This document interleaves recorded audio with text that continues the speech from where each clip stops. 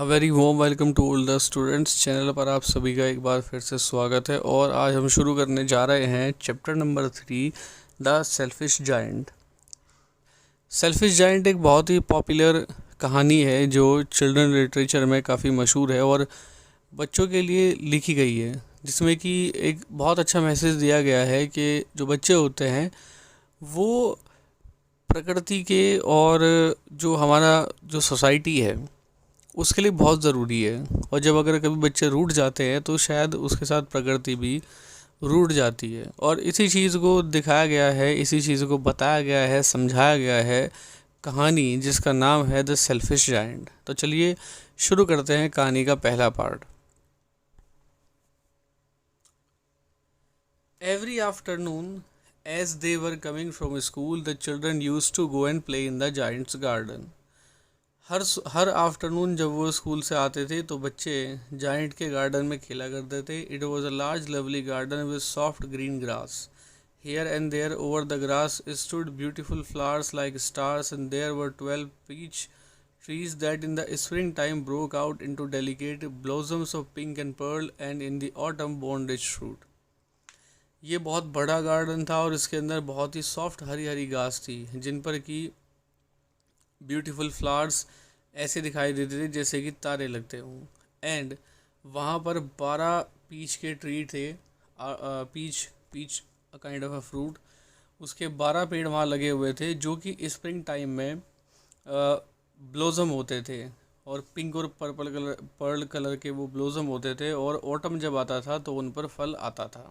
यानी कि जब उनकी जो शुरुआत होती थी उन पर फूल आने की, जो पीच ट्री था उसकी शुरुआत स्प्रिंग टाइम में होती थी, बसंत की ऋतु में उस पर फल लगते थे। और वो जो फल था, सॉरी, जो अंकुरित थे उसके बीज, वो स्प्रिंग टाइम में होते थे।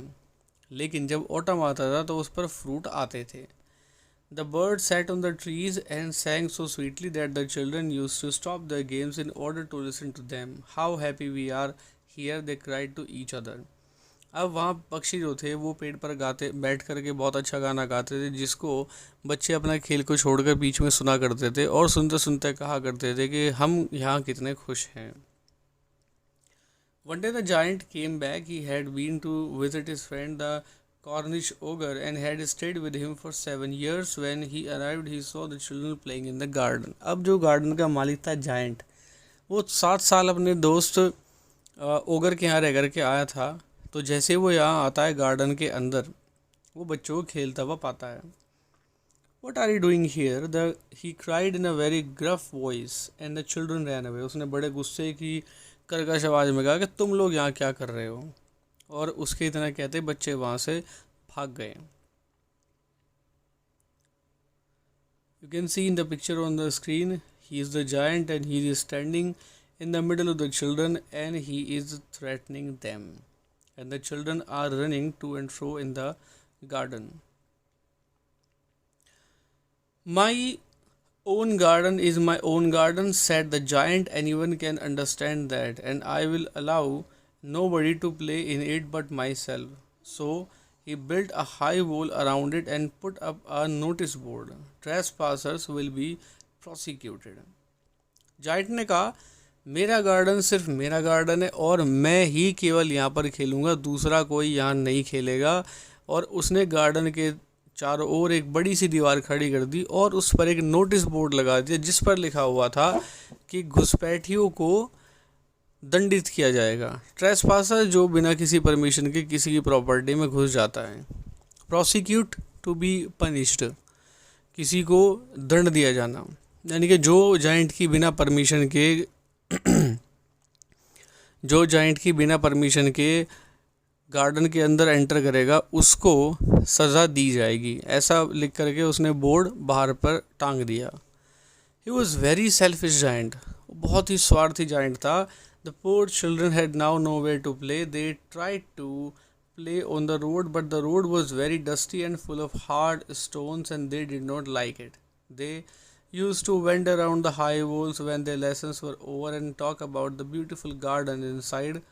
How happy we were there, they said to each other. अब बच्चों के पास खेलने के लिए कोई जगह नहीं बची। उन्होंने बाहर रोड पर खेलने की कोशिश की, लेकिन जो रोड का रास्ता था बड़ा बेकार रास्ता था। वहाँ पर धूल भरी हुई थी और वहाँ पर पत्थर भी पड़े हुए थे। बच्चों को ये पसंद नहीं आया। अब वो जो दीवार थी गार्डन की, उसके आसपास घूमा करते थे। जब उनका लेसन, उनके जो पढ़ाई थी वो ख़त्म हो जाती थी, तो वो वहाँ आसपास उसके घूमा करते थे दीवार के चारों तरफ, और उसको देख करके वो कहा करते थे, देखो हम गार्डन के अंदर कितने खुश रहा करते थे। Then the spring came, and all over the country there were little blossoms and little birds. Only in the garden of the selfish giant it was still winter. बसंत का मौसम आ गया था, हर जगह मौसम ने करवट बदल ली थी, लेकिन केवल जाइंट का गार्डन एक ऐसी जगह थी कि जहाँ पर अब भी विंटर का ही मौसम था। The birds did not care to sing in it as there were no children and the trees forgot to blossom. चिड़ियों ने वहाँ आकर गाना छोड़ दिया, पेड़ों ने खिलना छोड़ दिया क्योंकि वहाँ बच्चे नहीं थे। Once a beautiful flower put its head out from the grass, but when it saw the notice board, it was so sorry for the children that it slipped back into the ground again and went off to sleep. अब एक बार क्या होता है कि एक बहुत ही सुंदर फूल ने अपना सर उठाकर घास से अपना सर उठाया, लेकिन जब उसने नोटिस बोर्ड देखा तो उसे बेचारे बच्चों की हालत पर तरस आ गया और वो दोबारा नींद में चला गया। The only people who were pleased were the snow and the frost. दो लोग जो इस बात से बहुत खुश थे वो स्नो और फ्रोस्ट थे। Spring has forgotten this garden. Spring तो इस गार्डन को भूल ही गया है। They cried, so we will live here all the round year round. अब हम यहाँ पूरे साल रह सकेंगे। The snow covered up the grass with her great white cloak and the frost painted all the trees silver. अब क्या होता है कि बर्फ़ ने जो हरी हरी घास थी उसको अपने वाइट रंग के क्लोएक का मतलब होता है kind of a dressing article, एक लंबा सा कोट होता है जिसको हम क्लोएक बोलते हैं। लबादा, हिंदी में उसको हम कहते हैं लबादा। तो जो स्नो था उसने अपने लबादे से उस ग्रीन ग्रास को, पूरे ग्राउंड को उसने ढक लिया, और फ्रोस्ट ने क्या काम किया कि जो ट्रीज़ थे उन सबको उसने सिल्वर, यानी कि जो ओला होता है, पाला होता है सफ़ेद रंग का, वाइट आपने विंटर मौसम में उसको एक्सपीरियंस किया होगा, तो उसने पेड़ों पर अपने आप को जमा लिया। Then they invited to the north wind to stay with them. तब उन्होंने नॉर्थ विंड को बुलाया अपने साथ रहने के लिए। And he came. He was wrapped in furs and he rode all day about the garden and blew the chimney pots down. अब वो फर में लिपटा हुआ था और पूरे दिन वो गार्डन में बहती रही। चिमनी पोट्स भी उसने नीचे डाल दिए।